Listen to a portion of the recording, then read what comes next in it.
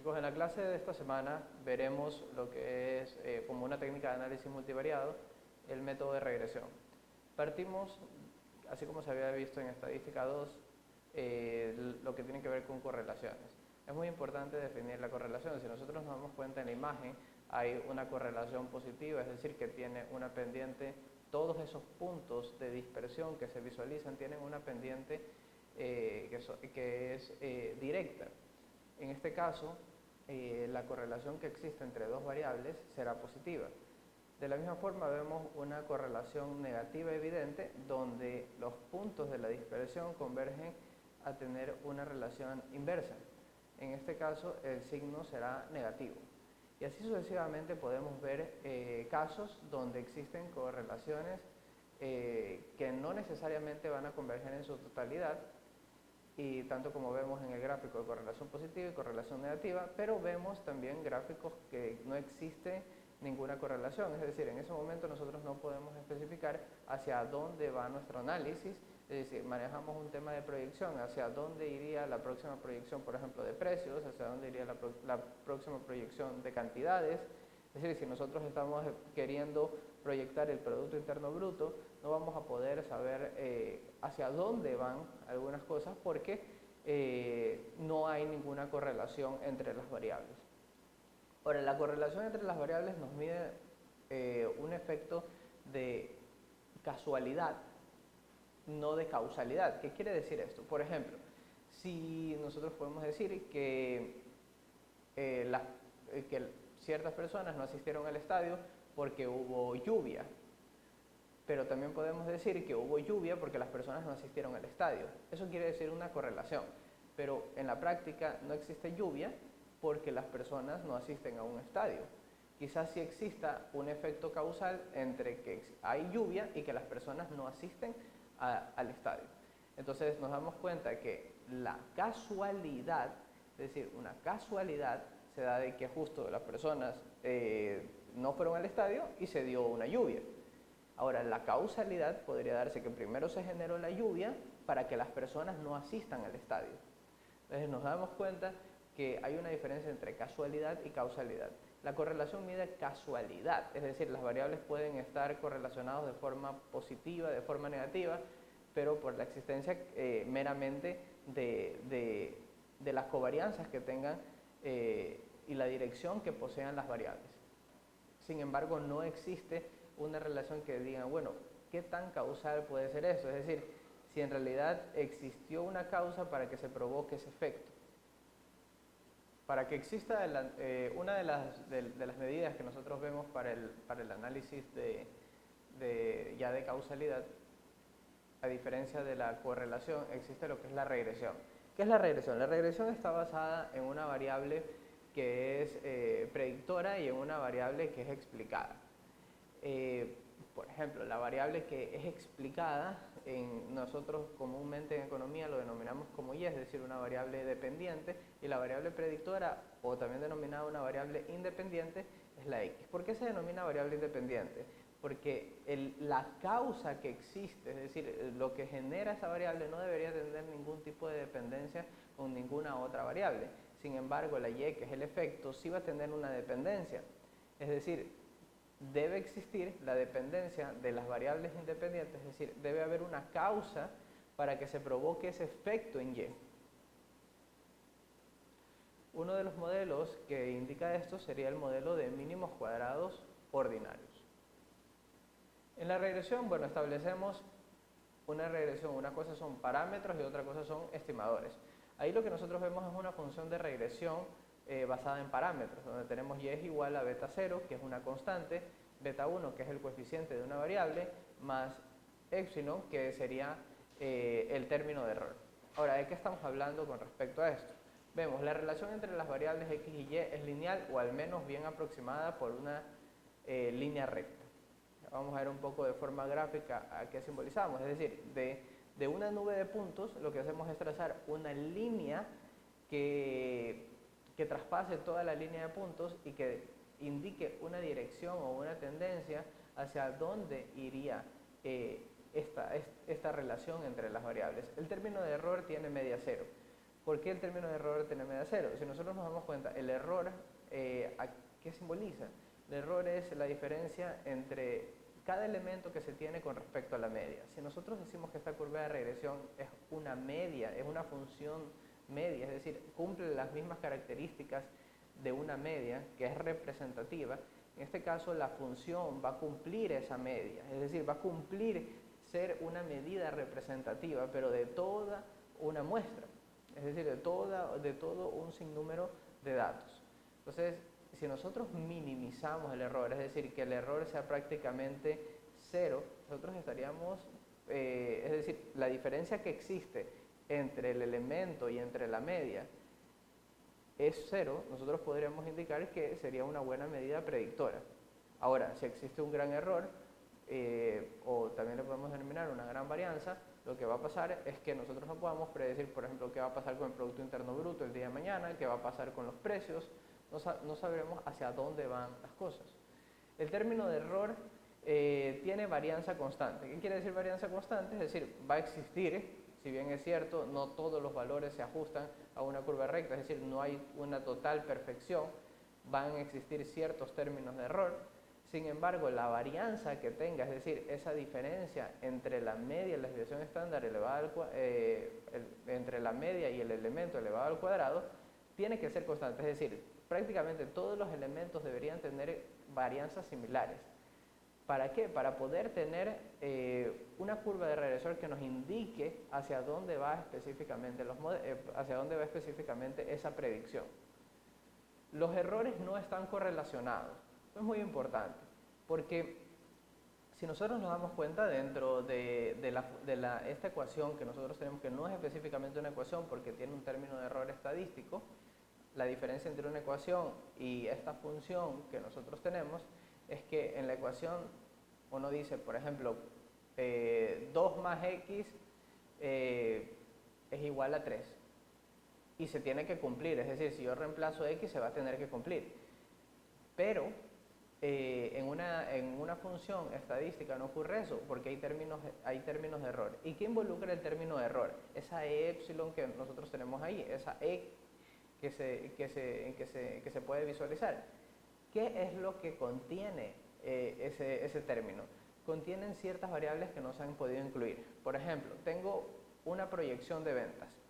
Yo digo, bueno, una de las variables que tengo es el número de vendedores, la eficiencia de los vendedores, ¿qué otra variable podría tener? Podría ser la publicidad. Ante el incremento de la publicidad voy a tener más ventas, pero hay ciertas variables que no las voy a definir. Por ejemplo, veíamos el caso de la lluvia.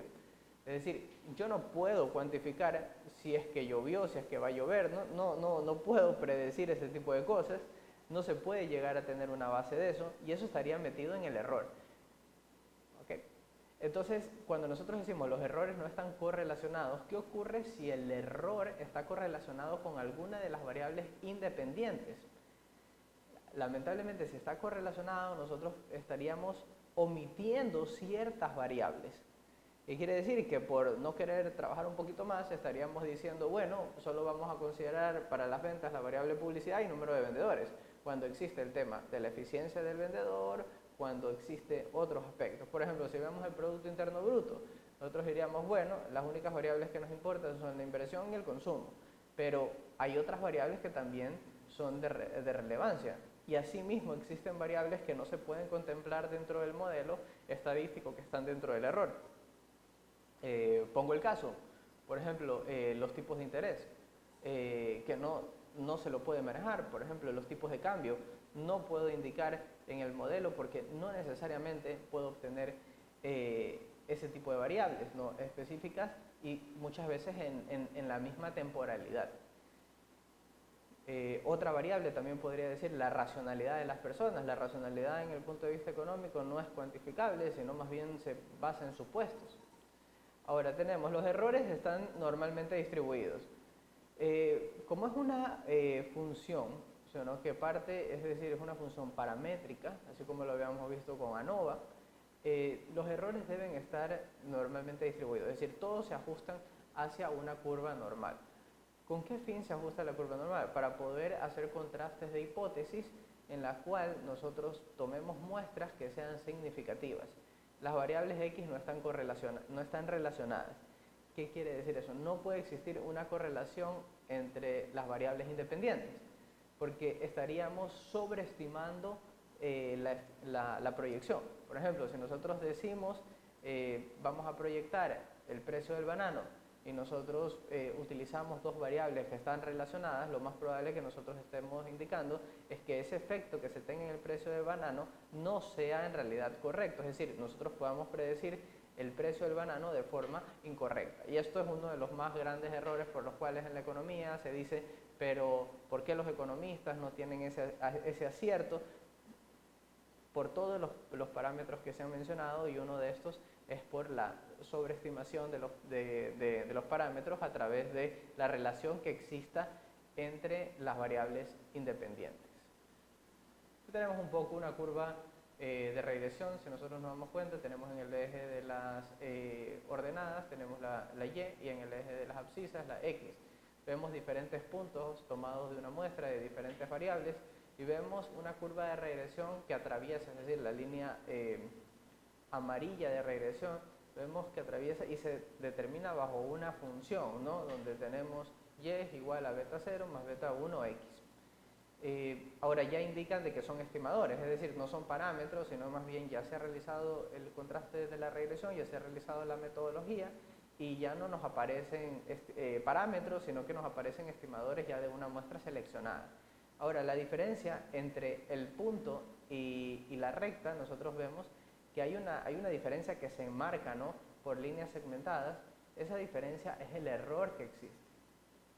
Dentro de los modelos de mínimos cuadrados ordinarios, observamos que es uno de los métodos, mejor dicho, es la técnica de regresión, ¿no?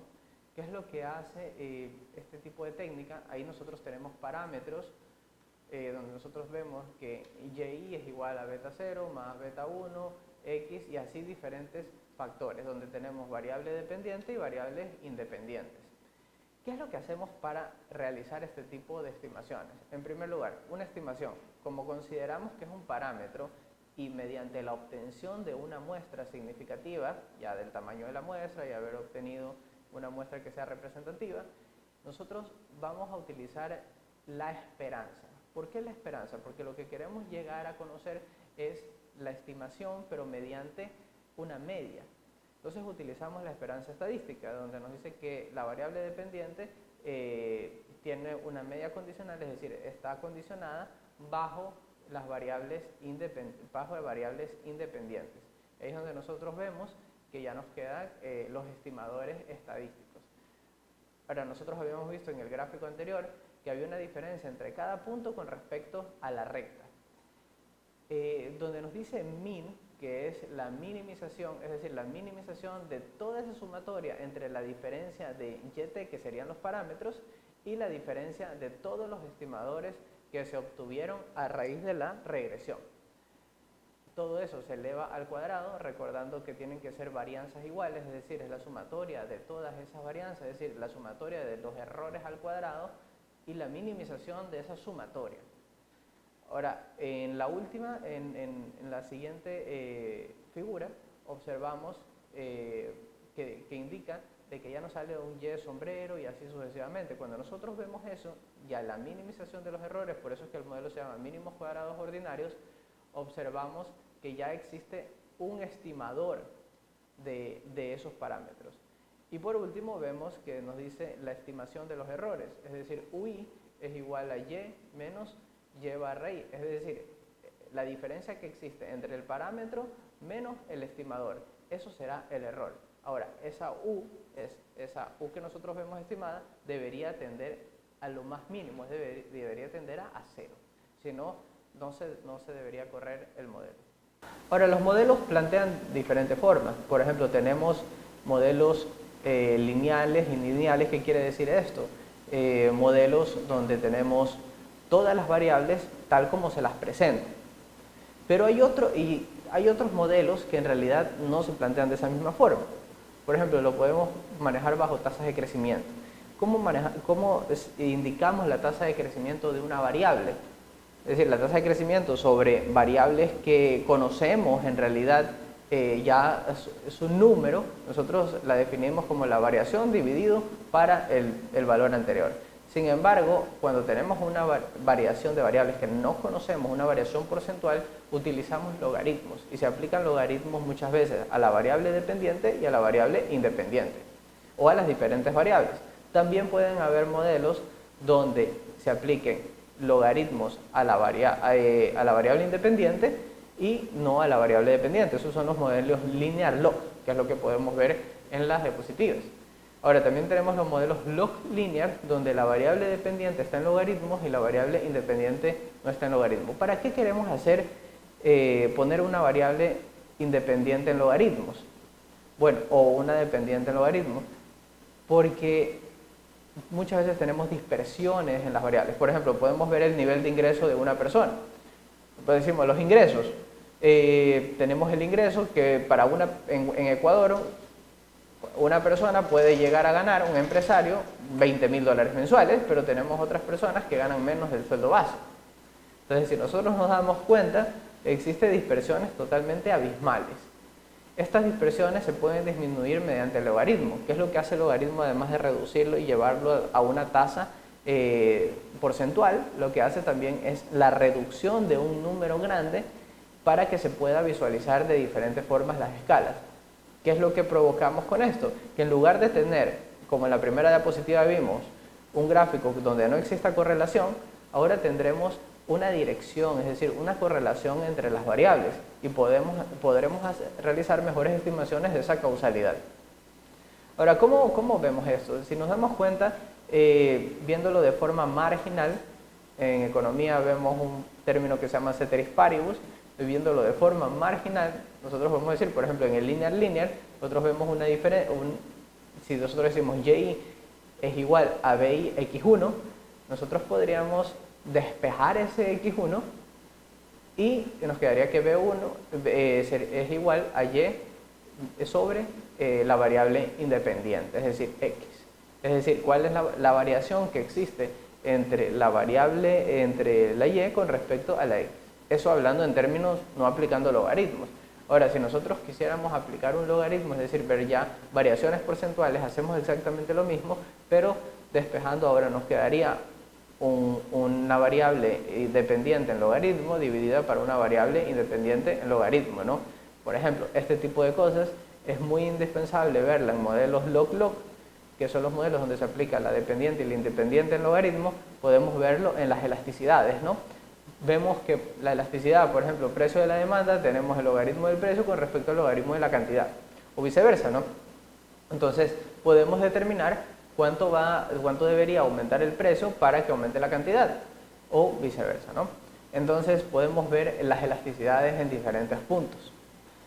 Ahora, también tenemos el log linear, donde existen ciertos modelos donde se tiene que aplicar, por ejemplo, si estamos midiendo desigualdad de género y una de las variables, la variable dependiente es el sexo y la variable independiente es el ingreso, obviamente para poder medir bien tendríamos que aplicar un logaritmo a esa variable.